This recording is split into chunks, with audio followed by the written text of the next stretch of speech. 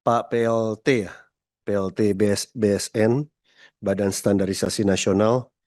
Saya agak prihatin dengan pagu anggaran BSN 2026. Ibu Ketua, saya baru pertama kali melihat ada rupiah murninya 0. Rupiah murninya 0. Jadi seluruh operasional teknis standarisasi di 2006 ini akan bergantung pada PNBP. Begitu ya? Kalau target PNBP-nya meleset, berarti program ini terancam lumpuh. Kan gitu. Tahun lalu masih ada loh RM-nya rupiah murninya. Ini 0. Jadi yang saya khawatir adalah begini. Yang saya paling khawatir adalah kalau nggak ada kepastian tentang RM, rupiah murni ini, saya nggak yakin BSN ini berani menargetkan angka tinggi kalau nggak ada jaminan. Bahkan yang saya khawatir itu kalau BSN secara alamiah, Pak PLT, itu memprioritaskan layanannya kepada industri besar, Pak. Yang mampu membayar biaya sertifikasi dan pelatihan mahal. Loh, ini negara loh. Itu secara alamiah akan berpihak kepada siapa yang bisa bayar. Ini problem. Problem karena Bapak ini bergerak ada undang-undangnya, Pak. Betul ya? Ada undang-undangnya. Bapak itu ada undang-undang nomor 20 tahun 2014. Bapak masih ingat, coba kita buka, saya buka tadi pasal 53 ayat 1 dan 2. Saya bacakan.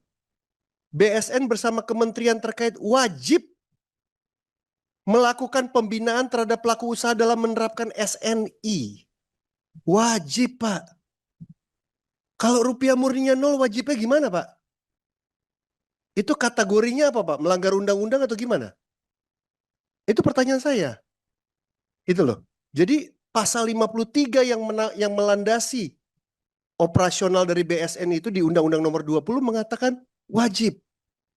Jadi kalau BSN tidak bisa memfasilitasi UMKM, Pak, ini kita bicara UMKM. Saya nggak bicara perusahaan-perusahaan besar tadi yang punya uang, punya kemampuan melakukan dan segala macam, dan bahkan bisa menjadi target PNBP. Bukan itu Bapak dihadirkan oleh negara bukan untuk itu. Tapi justru untuk mereka yang tidak mampu. Mereka yang tidak bisa berkompetisi, mereka yang tidak bisa bersaing. Negara intervensi memberikan apa? Pendampingan, pelatihan, dan lain sebagainya. Nah ini saya khawatir ini, Ibu, kita ini kan, Bu pimpinan kita ini kan lembaga legislasi ya. Lembaga legislasi, kita pembuat undang-undang, kita mengawasi pemerintah dan lain sebagainya.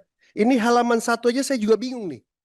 Bagaimana rupiah murninya 0 terus beroperasi seperti apa? Lalu keberpihakannya, saya nggak bicara soal Hong Kong tadi apa segala macam dan lain sebagainya, luar negeri lah. Kita urusannya hadir di sini bukan urusan luar negeri. Kita urusannya urusan UMKM. Urusannya urusan usaha mikro dan kecil. Ini kalau angkanya kayak gini, Bu, ini bagaimana berpihaknya? Kita mau ngomongin apa lagi? Menurut saya nggak ada topik lagi yang mau diomongin. Bagaimana? Angkanya seperti ini, terus kita mau move on dengan membicarakan hal-hal yang lain. Jadi bagaimana ya Pak PLT? Ini saya juga bingung, Pak PLT masih PLT ini gimana ceritanya ya? Ya artinya ini ya saya juga susah juga ngomong sama Bapak.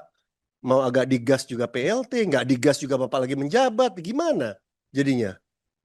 Ya jadi inilah Pak, jadi saya lari-lari dari Badan Legislasi tadi untuk menyampaikan ada kejanggalan, menyampaikan kepada Bu Pimpinan juga.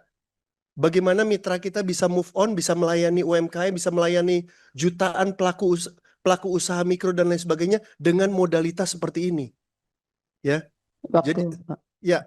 Jadi Ibu Ketua itu yang mau saya stressing, bagaimana nih jalan keluarnya ini? Ya, kita bertemu dengan mitra tapi jalan keluarnya seperti apa jika posisi pagu anggarannya BSN seperti ini? Terima kasih, pimpinan.